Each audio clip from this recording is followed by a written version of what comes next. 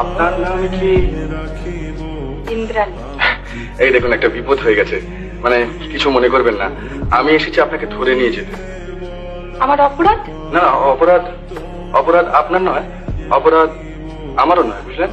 অপরাধ হচ্ছে এই জয়ন্তী। মানে এই জয়ন্তীর মুখে আপনার কথা শুনে শুনে মা আর বৌদিরা একবারে খেপে গিয়েছেন।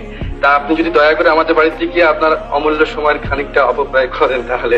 না না না, হ্যাঁ, পরীক্ষায় তো ফার্স্ট হতে হবে। ওই থেকে 1 মিনিট উঠলে কি চলে? ও তাই নাকি? আপনি কিন্তু ভুলেও এই কাজ করবেন না। আচ্ছা, আর পরিচয় যদি আপনি জানতে চান তাহলে তিনি আপনার সামনেই দাঁড়িয়ে আছেন, শ্রী সুদর্শন দত্ত।